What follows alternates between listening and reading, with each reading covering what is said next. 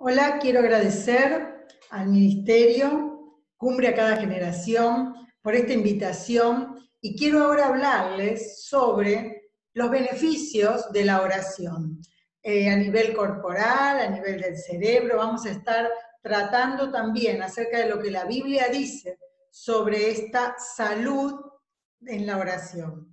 Quiero compartir un video, un PowerPoint, entonces a partir de ahora vamos a ir viéndonos a través de las diapositivas. Bien, acá tenemos entonces beneficios de la oración en el cerebro. Y vamos a ir desarrollando esto. Primeramente vamos a explicarlo desde el punto de vista de la neuroteología. Entonces, nosotros queremos ver qué es la neuroteología. Es algo, una ciencia muy nueva, pero lo que busca es explicar todos los procesos espirituales que están implicados en las redes neuronales, en el cerebro y en todo el cuerpo. Entonces, la neuroteología vino para comprender qué neuronas o qué zonas del cerebro y del cuerpo están afectados en las personas religiosas que tienen prácticas espirituales. Entonces, la neuroteología asimismo se define como la búsqueda en el cerebro de los fundamentos de la fe y la actitud religiosa. Ambos elementos son subjetivos, como ya sabemos, pero con un correlato físico en cada persona. Nosotros somos una integridad, dice la palabra, y está confirmado con la ciencia, en que no es que solamente puede afectar algo en nuestro cuerpo, sino también nuestro cerebro, y no solo nuestro cerebro, sino también nuestro cuerpo. Sabemos que somos seres espirituales, por lo tanto ahí ya tenemos tres partes, espíritu, alma y cuerpo, como dice la palabra, está marcando que somos un ser integral en una sociedad. Por eso lo dice el apóstol Pablo en plural. Dice, somos espíritu, alma y cuerpo, y yo digo viviendo en sociedad, porque la verdad es que todo está integrado. Los estímulos exteriores, todo lo que sucede en el mundo alrededor nuestro, en las personas que son significativas para nosotros. Bueno, todo eso tiene que ver con nosotros también. Y tiene que ver con nuestra fe y nuestra actitud religiosa en medio de estos seres humanos tripartitos, espirituales, corporales, almáticos, junto con todos los demás de nuestra comunidad y de nuestra sociedad. Estos elementos, la fe y la actitud religiosa, son subjetivos, dijimos, pero además del correlato físico, tenemos que darnos cuenta que en el cerebro hay dos áreas, especialmente el lóbulo frontal y el parietal, que son su objeto de estudio por haber demostrado mayor actividad en las experiencias espirituales que han medido los científicos. Entonces, tenemos, sí, dijimos, en principio, un lóbulo que es frontal. Todo esto amarillo que nosotros vemos, incluida esta primera parte, es el lóbulo frontal, que ocupa bastante espacio de nuestro cerebro, de la masa cerebral. Entonces, toda esta parte, casi la mitad del cerebro, es en la parte frontal. Hay muchas cuestiones que la parte frontal hace, por ejemplo, la toma de decisiones, por ejemplo, las elecciones que hacemos, cómo nos relacionamos con algunas personas mejor y con otras no, cómo podemos aprender, cómo podemos tener una percepción de lo que está sucediendo, inclusive percepción de cosas que no vemos, si alguien se mueve detrás o hay un ruidito, es como que lo percibimos por nuestro propio campo magnético y lo percibe esta parte del cerebro. Entonces decíamos que la parte espiritual tiene dos áreas fundamentales, una que tiene que ver con el frontal y otra que tiene que ver con el parietal, con esta parte que es la parte más alta de nuestra cabeza. esa parte que está más cerca del cielo es la que nos comunica con Dios, es la que nosotros tenemos en sí una relación con lo existencial. Podemos imaginar cosas que nunca hemos visto. Dios, el apóstol Pablo, la cordillera de los Andes, si nunca la vimos, no sé, Alaska, cosas que jamás vimos, pero podemos imaginarlo de alguna manera, o situándolo en un mapa, o porque alguien nos cuenta una vivencia. Bueno, así hay un área que ya desde la frenología, desde antes de que haya todas estas máquinas y esta tecnología que mide tantas cosas en el cerebro, bueno, se hablaba de que cada lugar del cerebro tenía una localización para una función. Entonces decían, esta parte es la parte de lo existencial. Acá está la amistad, acá está el espíritu, la oración. Parece que le habían dado este significado. Bueno, tiene que ver con esto y hoy está comprobado. Claro que cada vez sabemos más acerca del cerebro gracias a la tecnología, gracias a que hay cuestiones que nos están diciendo, bueno, podemos medir más chiquito. Ya no medimos el átomo, medimos lo más chiquito que el átomo.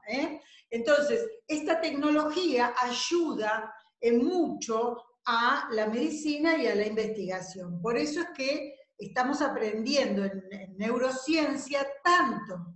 Estamos aprendiendo cada día, dando un pasito más. Pero en estos descubrimientos nos damos cuenta que aunque hemos avanzado mucho en los últimos 20 o 30 años, se ha descubierto, se sabe del cerebro más que en toda la historia, desde antes de lo que cuenta la Biblia, había ya un conocimiento, pero nada tenía en vista de que en el cerebro pasaran tantas cosas. Durante los siglos que han sucedido, nosotros vemos que en el Antiguo Testamento el área donde estaban las emociones, el cerebro, la mente, el pensamiento, era el área gastrointestinal, como que el estómago, los intestinos, ahí se situaba el poder en todo sentido, el poder en la tierra, el poder en la familia. Este era el lugar del pensamiento. Por eso muchas veces nosotros vemos representados gente de esa época en películas o en series, y las vemos gordas, son los patriarcas, personas que reflejan están asentados en sus pensamientos, no dudan, siguen y obedecen las órdenes de Dios. Bueno, estas cosas han cambiado en el Nuevo Testamento, donde ya ustedes habrán estudiado en la escuela que ya el imperio griego, romano, empezaban a crecer, y en este imperio greco-romano la sabiduría tenía mucha, mucha, mucha importancia. Tanto que había filósofos, los presocráticos, había filósofos que iban de pueblo en pueblo mostrando su sabiduría, y ese era su medio de vida, con eso ganaban. Por eso es que se puede ver en el Nuevo Testamento, el apóstol Pablo yendo, caminando, andando y viendo estatuas de muchos dioses, y la estatua al Dios no conocido, por las dudas, porque claro, la sabiduría estaba a la búsqueda. Imagínense que para nosotros hoy es muy común ver que crece una flor y que un río corre, pero en la época de los filósofos era sentarse a ver y notar que cada día la flor crecía, que cada día el agua que corría por ese río ya no era la misma. Entonces, cada filósofo tenía su orientación con respecto al cambio del clima, al cambio en los árboles, en las hojas. Por eso plantaban toda su teoría de evolución, de cambio, en eso. Quien podía saber lo que sucedió en un mar. Los ríos van al mar, dice la Biblia. Claro, la realidad es que todo tiene su tiempo. Ahora, ese descubrimiento en la época que fue escrito, entonces ahí tenemos la capacidad de entender que había una investigación que tenía que ver con lo filosófico, con lo antropológico. Cuando se pregunta en la Biblia, ¿qué es el hombre? Para que tengas memoria de él. ¿Qué es el hombre? Es la pregunta antropológica más grande. Entonces, con todas estas ciencias, empezó ya en la época de la academia, en los 1500, 1400, 1600, empezó la investigación sobre la medicina. Antes la medicina era otra cuestión, era, bueno, voy al que parece saber más, que seguramente es hijo del que sabía más, bueno, ese me va a dar unas plantas para que haga un té o que me las coma, o frutos, bueno. Galeno, el gran médico Galeno, lo que hizo fue comprimir, porque quizás te decían, tenés que comer todo esto para que te haga bien. Claro, entonces las personas tenían el problema de cuándo y cuánto iban a poder digerir todo eso. Lo que hizo Galeno fue comprimir, hacer algo para que con una toma más pequeña tuviera el mismo resultado. Esto hasta el día de hoy le llamamos comprimidos, justamente por eso. Ahora, fíjense todo lo que la ciencia fue avanzando. Decíamos, en el pensamiento greco-romano y en los filósofos y en la antropología, había una mirada distinta de lo que era el hombre y empezó a valerse por el corazón. Y el corazón tiene entonces, en esa época, preponderancia. Por eso cuando Jesús habla, cuando en el Nuevo Testamento se habla de la mente, del corazón, claro, era como todo un conjunto. Ya no se hablaba de los intestinos. Y ahora se habla del cerebro, como el lugar de la fe, de los pensamientos. Pero avanzando un poco más en las neurociencias, nosotros sabemos que ahora hay 1.000 millones de neuronas, 1 billón de neuronas en el cerebro y la misma cantidad en el intestino, y 40.000 millones en el corazón. Por lo tanto, fíjense ustedes, la mente de Dios, desde antes de Jesucristo hasta ahora, cómo se va cumpliendo lo que la palabra dice. Y esto es lo que estudian las neurociencias teológicas. La neuroteología está estudiando qué dice, qué pasa en el cerebro cuando una persona empieza, por ejemplo, a creer, a orar. ¿Qué le sucede? ¿Qué zonas del cerebro busca? ¿Qué cosas está haciendo? Y quiero compartirles una segunda parte de esto, de la neuroteología, que nos está diciendo que también, además del frontal y del parietal que hemos visto, y entender lo que es la neuroteología, yo quiero enseñarles qué es la neuroteología bíblica. Es un tema inédito a nivel mundial porque los neuroteólogos, no son muchos en la investigación, pero no existen neuroteólogos bíblicos. Por eso yo he estudiado y tengo un doctorado en neuroteología bíblica, que es algo nuevo, que es algo que no existe, es algo que hay que investigar. Entonces, ¿quién lo puede investigar? La persona que conoce los movimientos del cerebro, la neurociencia y la Biblia. No hay otro lugar donde yo puedo buscar para investigar. Y entonces voy dándome cuenta que hay un montón de cosas que en la palabra están y que hoy son beneficiosas para nosotros. Por ejemplo, la oración. De esto estamos queriendo explicar. La neuroteología bíblica es la unión de las neurociencias, los conceptos religiosos o teológicos y la Biblia. No es solamente la práctica religiosa, es todo en función de lo que la Biblia dice, de lo que la Biblia tiene escrito hace miles de años. Vamos a ver una introducción que justamente habla del cerebro y de la oración. Pero fíjense quién lo dijo. Lo dijo Hipócrates, médico, matemático, de 5 siglos antes de Cristo. Cuando los médicos o inclusive los psicólogos clínicos juramos por este juramento, por el de Hipócrates, que tiene que ver con una cuestión ética. Por ejemplo, favorecer siempre al paciente en cualquier circunstancia. También tiene que ver con que el paciente quiera que ese médico lo trate, esa personal e individual decisión.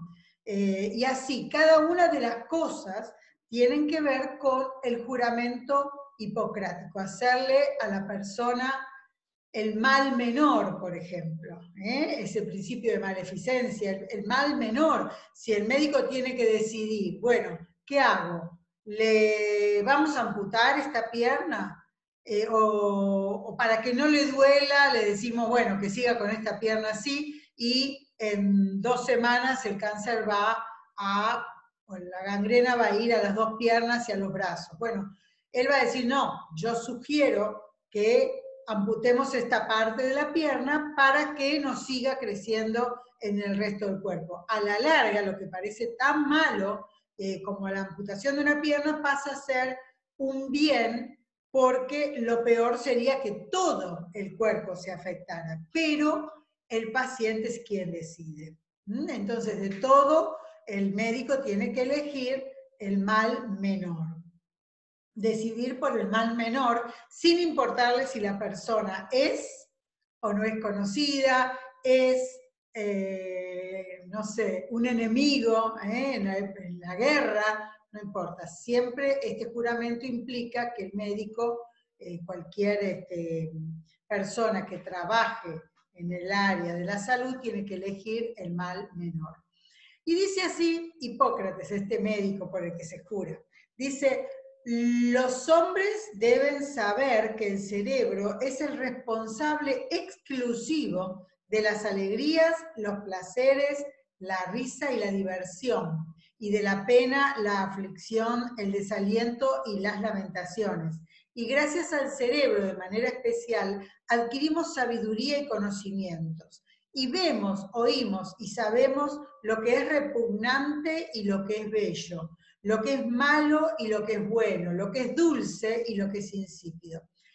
Esta declaración 5 siglos antes de Cristo es toda una revelación, que inclusive nadie lo entendería, porque nadie había visto un cerebro vivo y mucho menos estudiarlo. Entonces tenemos que entender eso, tenemos que saber a qué se refiere, en qué época dice esto Hipócrates. Entonces, fíjense, dice, es responsable el cerebro de los estados de ánimo, alegrías, risa, diversión, pena, aflicción, de los gustos, de los placeres, de todo lo que tenga que ver con estar muy arriba o muy abajo, o sea, en el ánimo. Y después dice, gracias al cerebro adquirimos sabiduría y conocimiento.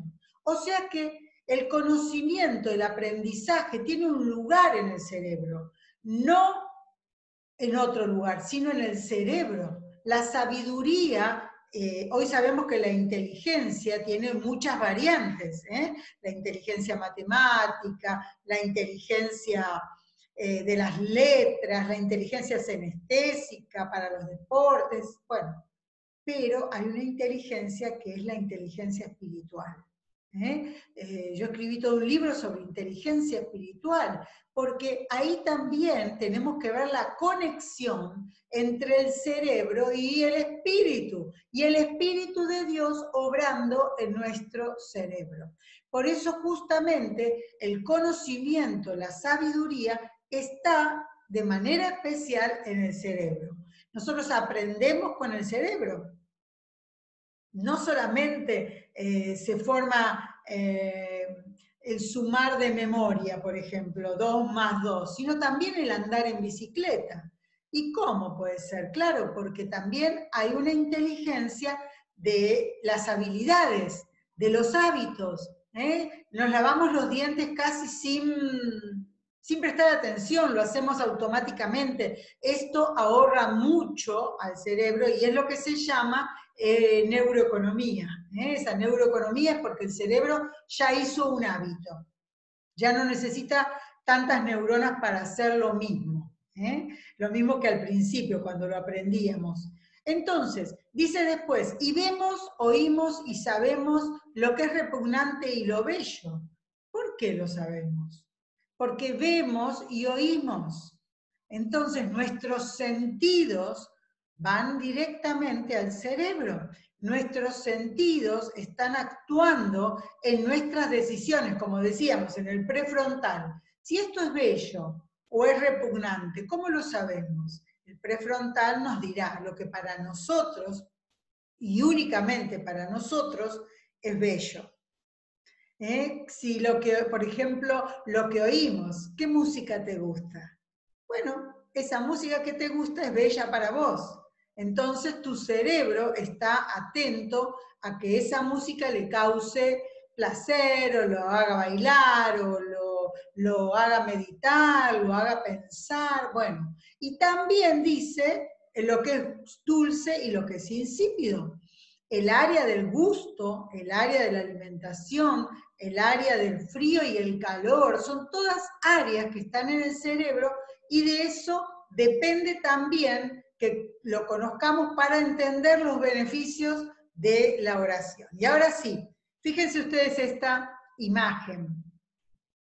Esta imagen muestra que hay muchas maneras en que las personas se dedican a un Dios.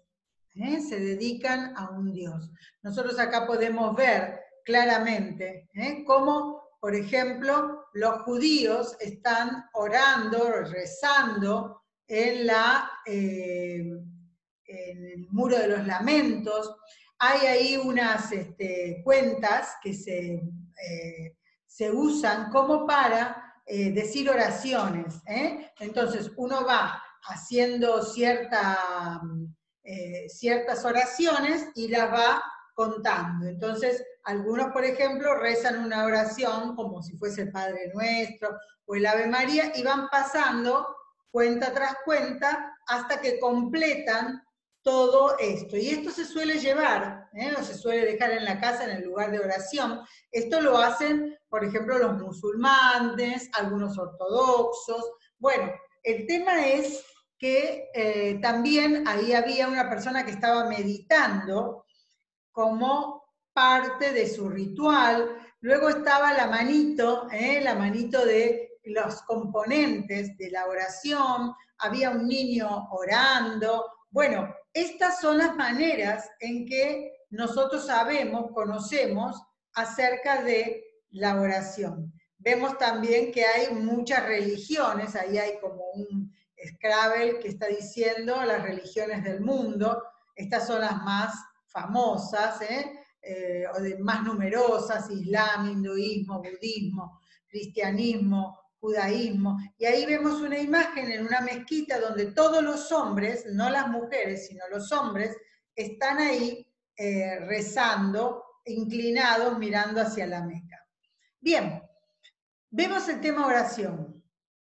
Como decíamos, hace decenas de años que se usa la tecnología, pero también hace mucho tiempo que está disponible para relacionar lo que tiene que ver con la oración, la meditación, la contemplación, las funciones mentales y corporales. ¿Qué pasa? Entonces ustedes van a ver muchas veces científicos que ponen en el cerebro, a veces de los niños, de los jóvenes, de los adultos, distintos sopapitas como para hacerle un electrocardiograma, un electroencefalograma, o los pasan por una máquina de resonancia. ¿Por qué?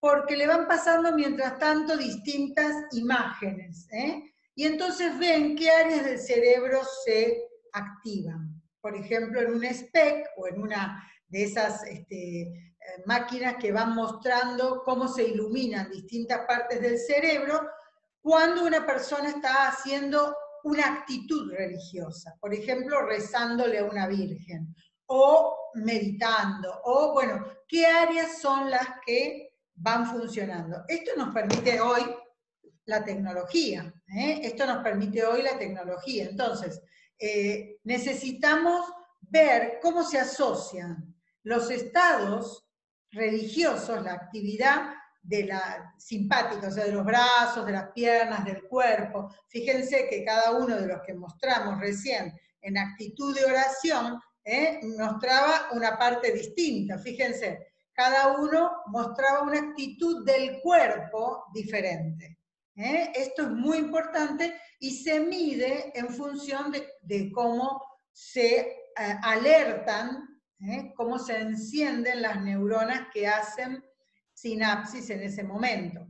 Bien, dice, muchos investigadores asocian la meditación a la disminución de la presión sanguínea, a las oscilaciones cardíacas y respiratorias y a la disminución del oxígeno metabólico. Está bien, fíjense ustedes, esto dice la neuroteología.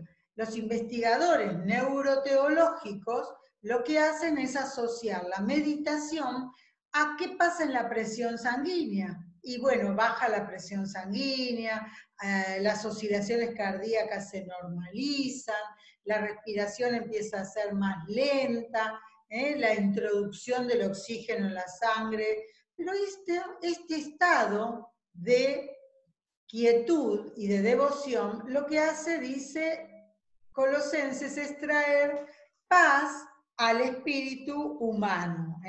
Entonces dice ahí, Colosenses 1,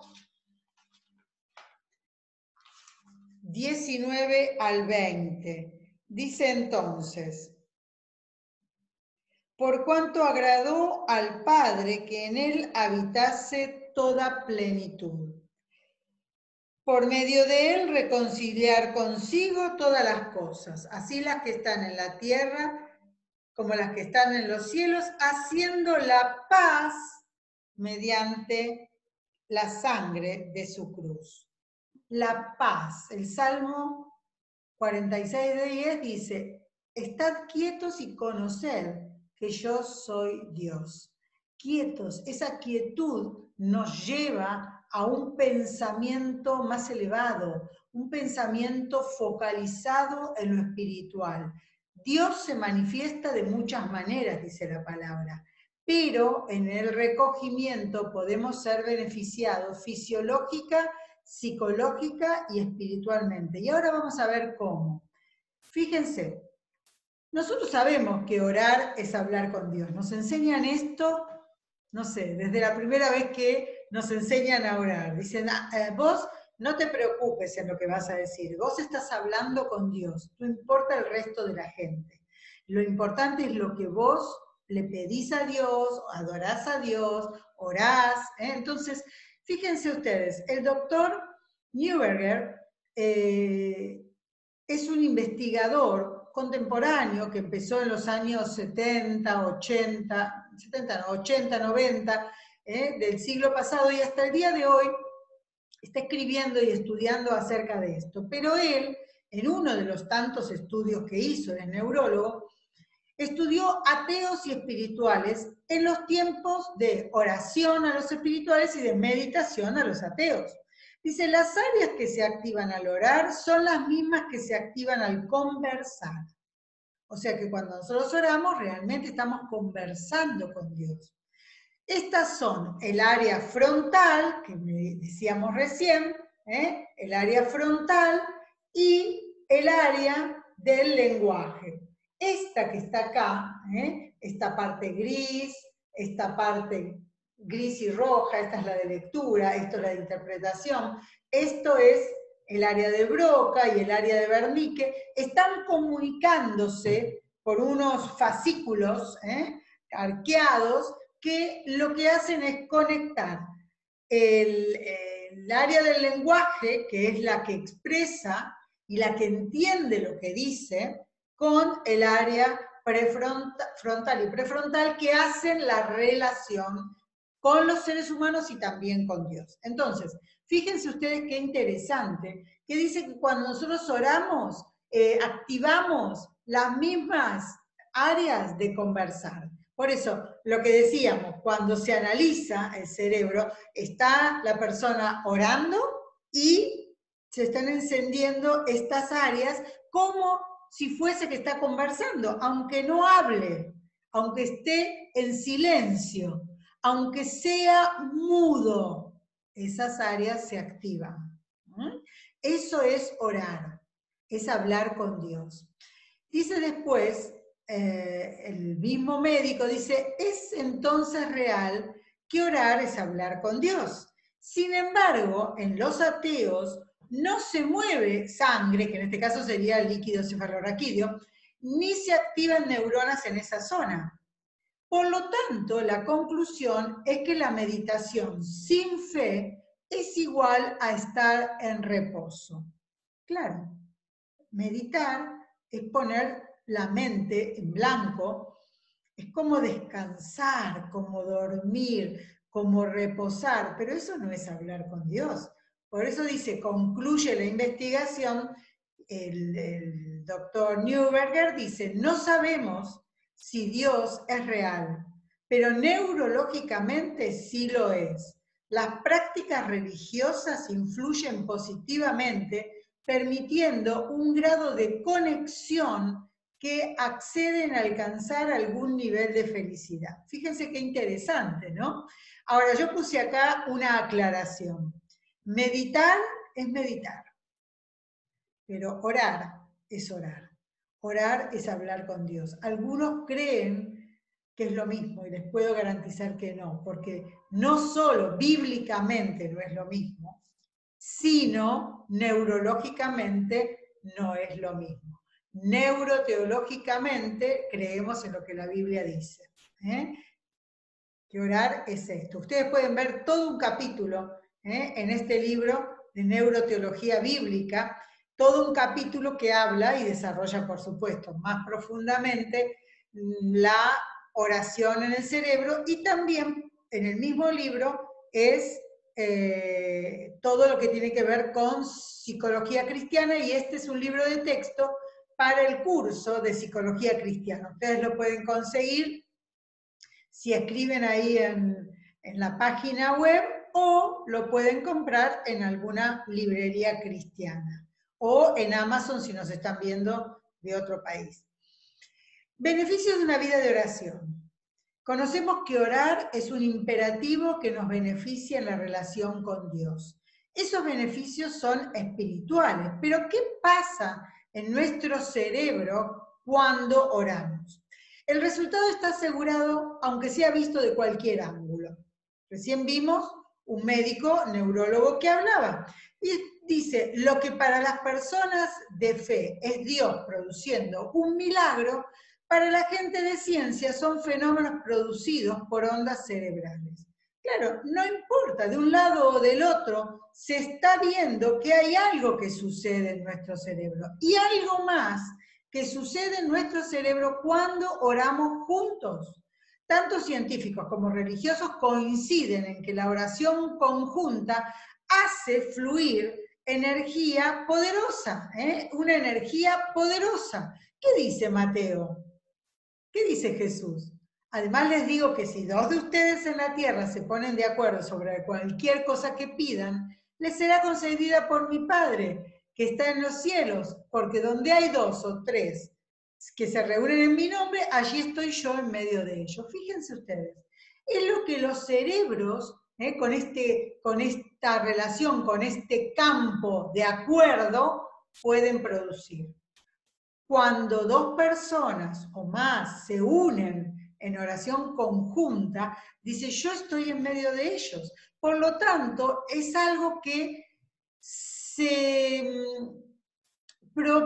propaga, hay una sinergia que sucede a nivel espiritual, dice la palabra, y también a nivel neurocientífico. Dice Ferrara, es un neurólogo, dice, en una frase, consultado por varios temas, dijo, que parece interpretar lo que quiero explicar, dijo, aquí acerca de este poder de la unidad de espíritu, y dice, en la física 1 más 1 es 2, pero en la física cuántica, o en lo espiritual diríamos nosotros, 1 más 1 es Dios.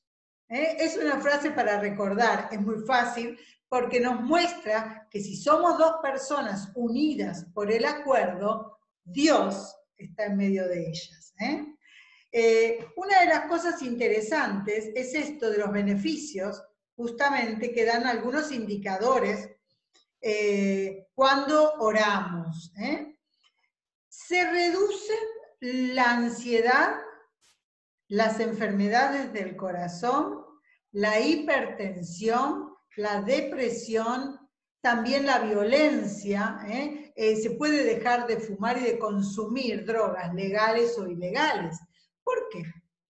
Porque la realidad es que la oración trabaja en un nivel neurohormonal que baja esta neurohormona llamada cortisol. El cortisol es algo como que envenena la sangre. Está muy bien para usarlo en forma normal, pero cuando sube y se elevan estos indicadores de la ansiedad, empieza a producir estrés.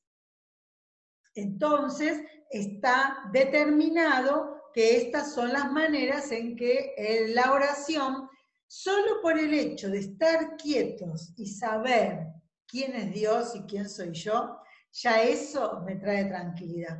¿Cómo puede bajar la violencia? Bueno, porque la violencia, así como la hipertensión, tiene un correlato, como la ansiedad, de calentar la sangre. ¿Y qué se calienta en la sangre? Esto tendríamos que explicarlo en algún otro taller. En la sangre se concentra en las manos, en los brazos y en los pies. Entonces, ¿qué pasa? Cuando la sangre se condensa por la violencia, un corazón que late más fuerte, más rápido, sube la ansiedad y se desata la violencia. ¿Por qué? Porque la violencia se genera con las manos y con los pies. Un golpe de puño, una cachetada, una patada. Bueno, estas son las manifestaciones de la violencia porque hay más sangre en estas zonas del cuerpo que la trae el estrés, la ansiedad. Dice que la oración tiene otro beneficio.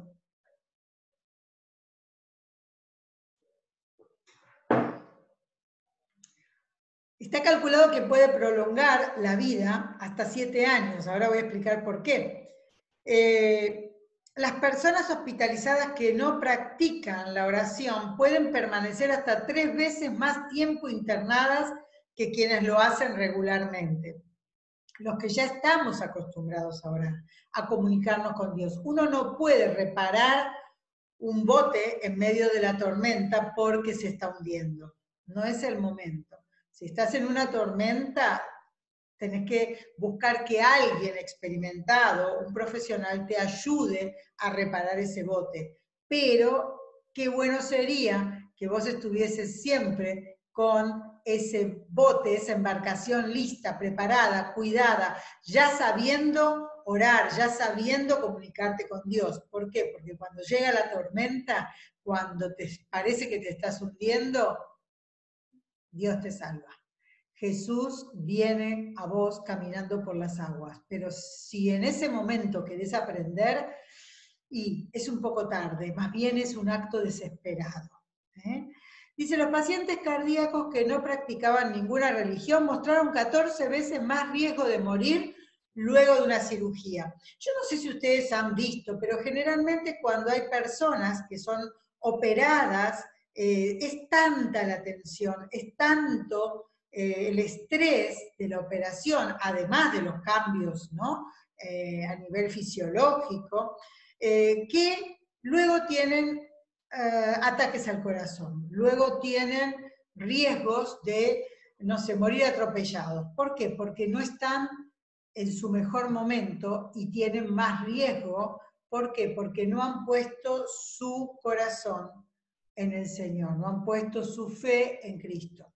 Y dice, ancianos que nunca o casi nunca asistían a iglesias mostraron el doble de incidencia de ataques que quienes asistían regularmente.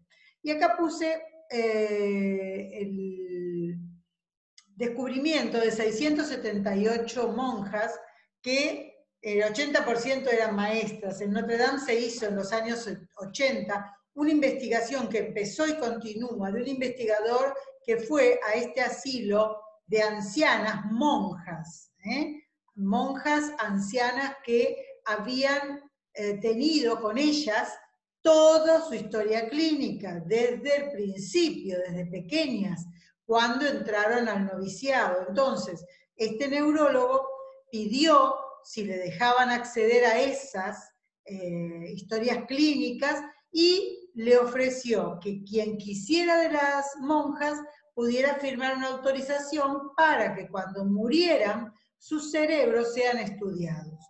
Pasó algo que nos marcó como sociedad a partir de este estudio. Este estudio mostraba que las muy ancianas monjas tenían una capacidad de seguir ayudando y tenían una capacidad de vivir hasta más de 100 años. Muchas, un gran porcentaje superaba los 100 años. Entonces empezaron a preguntar por qué, porque todas tenían la misma alimentación, todas tenían los mismos horarios, pero algo muy importante es que prestaban servicio cristiano.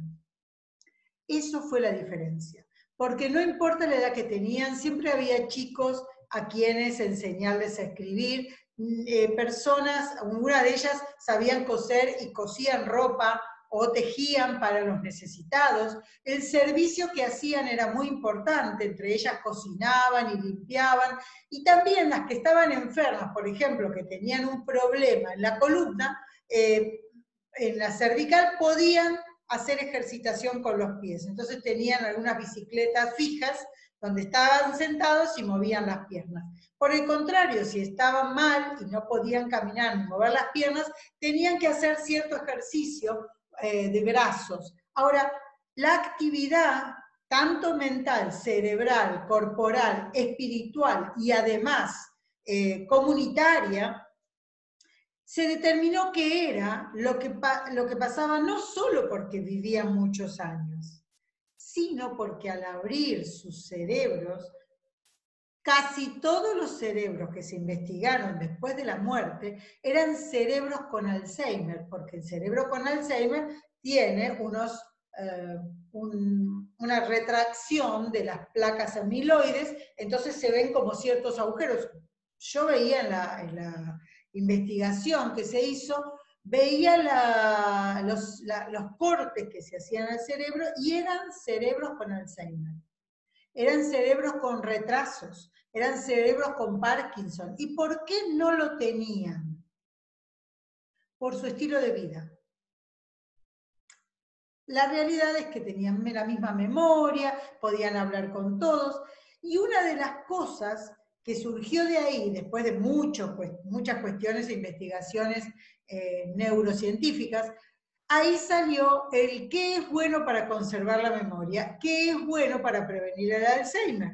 Entonces decía claramente, a partir de esos estudios, en todo el mundo y en todas las sociedades se ha determinado como consejo de la Organización Mundial de la Salud para prevenir el Alzheimer, la comida cuidada, la actividad física, la lectura, las manualidades, lo manual y el servicio a otros. Qué gran descubrimiento del siglo XX-XXI. Pero ya la Biblia dice que tenemos que servir, que tenemos que ayudar, ir, andar por los caminos, llevando la paz. Entonces, yo encuentro en la Biblia que todos esos consejos estaban, solo que los habíamos olvidado. Beneficios de la fe. Hay una página que yo consulté, entre muchas, una página con una investigación de un grupo de ateos, ni siquiera satanistas, declarados ateos. Y leí un montón de cosas, pero les puse aquí un estudio que hicieron estos científicos declarados ateos, y les puse aquí una parte de esta investigación, y dice así: reduce, beneficios de la oración y la fe, reduce la presión de la sangre, elimina la depresión y la ansiedad, reduce el pulso del corazón, proporciona bienestar psicológico, alivia dolores y proporciona sensación de paz y tranquilidad. De hecho, dicen los ateos, se ha comprobado que orar o meditar 12 minutos al día retrasa enfermedades relacionadas con el envejecimiento, reduce el estrés y la ansiedad. Y ellos mismos traducen al doctor Neuberger que mencionamos, y ellos dicen: las prácticas de la sumisión, adoración y oración dan al ser humano un sentimiento de amor, más paz y compasión, mientras que el ateísmo, la ira y la protesta continua contra el destino dañan el cerebro. Fíjense, es lo que dice la palabra acerca de la alabanza y acerca de la quejabanza, acerca de lo que te daña el cerebro por no poner tu confianza en Dios. Y ahora vamos a ver de esto de la protesta continua contra el destino, vamos a hablar de la voluntad de Dios. Y dice, concluyendo que es mejor creer que no creer. Y dicen, ser religioso, dicen los ateos, ser religioso es mejor que ser ateo para conservar un cerebro más sano y por más años. Acá tenemos los efectos psicológicos de la oración que estábamos diciendo. Disminución de ansiedad, de depresión, mayor coherencia de las ondas cerebrales, no hay confusión, no hay falta de memoria, disminución de la irritabilidad y el mal humor, aumento, como decíamos, de la capacidad de aprendizaje y memoria, mayor sensación de vitalidad y rejuvenecimiento, mayor alegría, mayor estabilidad emocional. Y dice acá, beneficios de la oración en el cuerpo, pero lo quiero mostrar dependiendo de la palabra. Y dice entonces, lo que leíamos, Colosenses, que en otro momento éramos extraños, enemigos ¿en qué? En nuestra mente, haciendo malas obras, y ahora nos han reconciliado en su cuerpo de carne. Y el versículo que leíamos, estad quietos, y sabed que yo soy Dios. Ese es el primer acto de adoración en una oración. Estar en quietud y saber que Dios está contigo, que Dios está ahí y te escucha. Este es el milagro de la unidad fisiológica, psicológica y espiritual. Y aquí hay otros pasajes que me gustó poner porque me doy cuenta que el apóstol Pablo en sus cartas siempre al principio decía, estoy orando por vosotros, damos gracias a Dios, Padre de nuestro Señor Jesucristo, habiendo oído de vuestra fe en Cristo Jesús y del amor que tenéis por todos los santos, que ha llegado hasta vosotros así como a todo el mundo y lleva fruto, y creced también en vosotros, desde el día que oíste y conociste la gracia en verdad. Esto es una cuestión muy interesante, porque el apóstol Pablo siempre dice, yo estoy orando, intercediendo, para que ustedes conozcan la voluntad de Dios. Fíjense que es el medio por el cual la voluntad de Dios se manifiesta a nuestra vida en especial. Dice acá en Efesios 1, del 15 al 20. Dice, por esta causa también yo, habiendo oído vuestra fe en el Señor Jesús y en vuestro amor para con todos los santos, no ceso de dar gracias por vosotros, haciendo memoria de vosotros en mis oraciones, para que el Dios de nuestro Señor Jesucristo, el Padre de gloria, os dé espíritu de sabiduría y de revelación en el conocimiento de Él, alumbrando los ojos de vuestro entendimiento, para que sepáis cuál es la esperanza a que Él os ha llamado y cuáles las riquezas de la gloria de su herencia en los santos, y cuál la supereminente grandeza de su poder para con nosotros, los que creemos, según la operación del poder de su fuerza, la cual operó en Cristo, resucitándole de los muertos y sentándole a su diestra en los lugares celestiales. Ahí hay un versículo trinitario, para que Dios, nuestro Señor Jesucristo, Padre de gloria, os dé espíritu de sabiduría y revelación.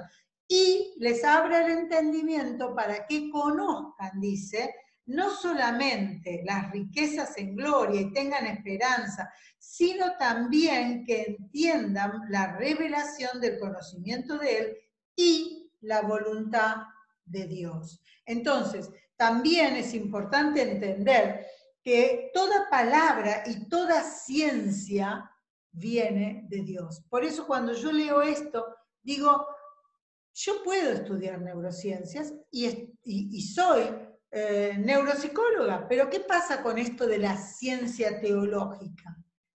Acá hay algo más que me está mostrando la palabra. Me dice que yo tengo que estudiar la ciencia en base a el conocimiento de la palabra.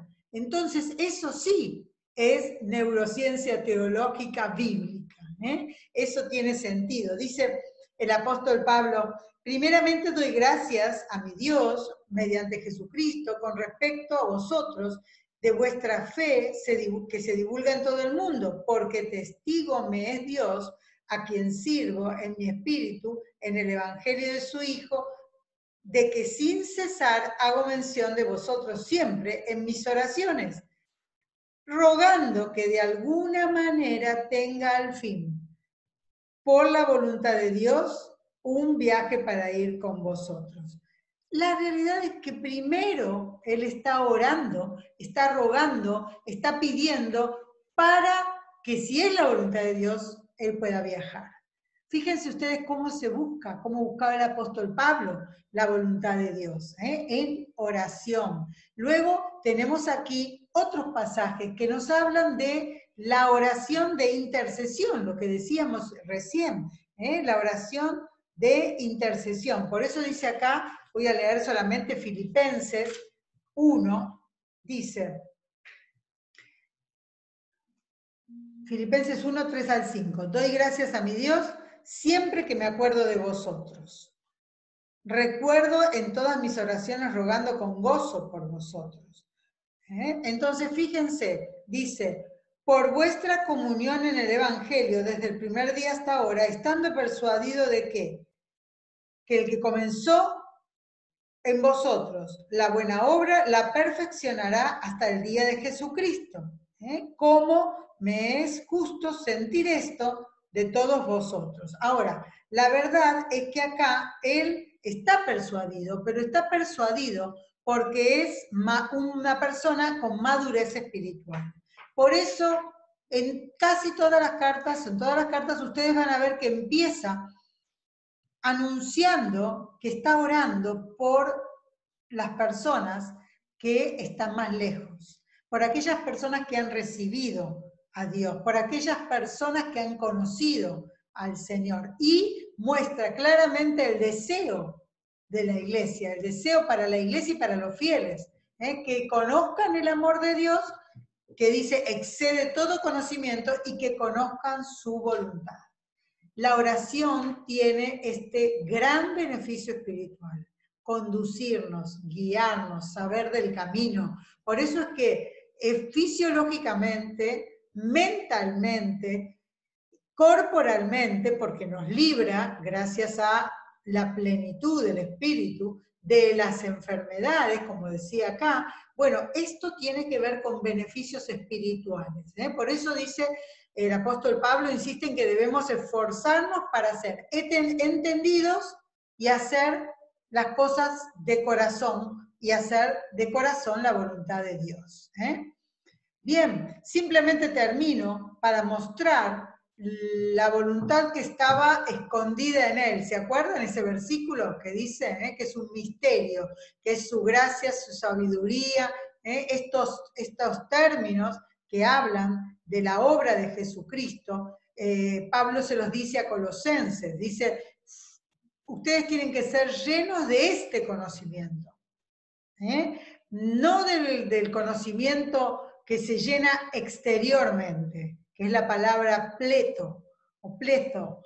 La palabra plerote o pleró deriva de la misma raíz, pero eso quiere decir que nosotros tenemos que ser llenos interiormente. Por eso hablamos de la plenitud del Espíritu. Y dice el apóstol Pablo, yo deseo que ustedes sean llenos interiormente, es decir, que el espíritu humano tenga pleno conocimiento de la voluntad de Dios.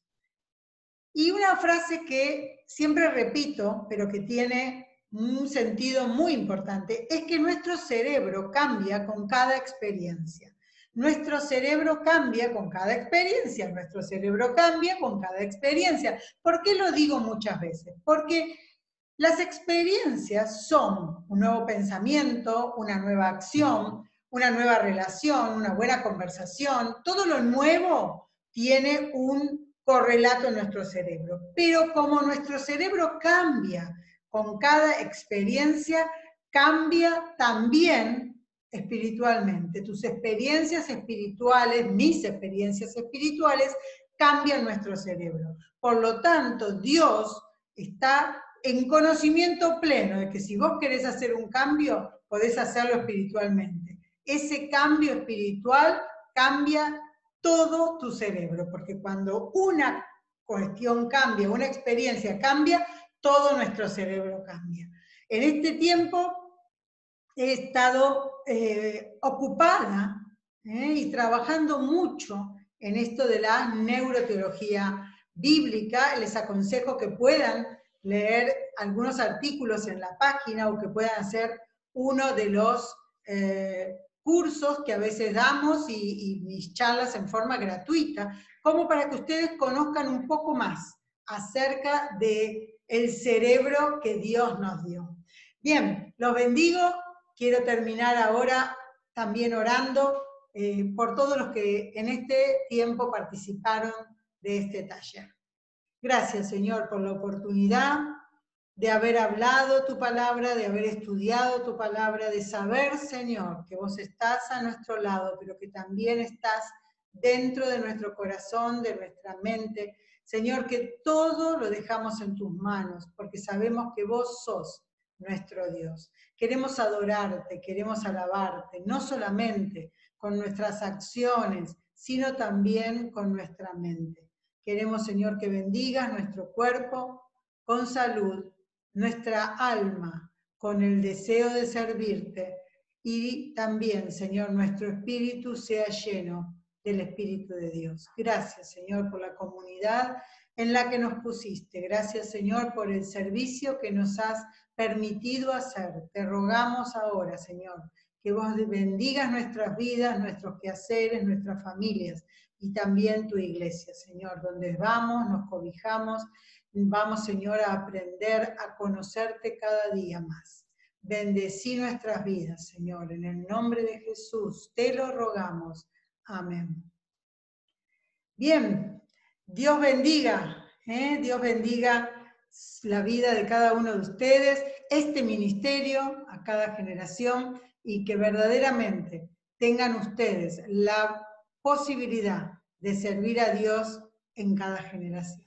Gracias. Dios les bendiga.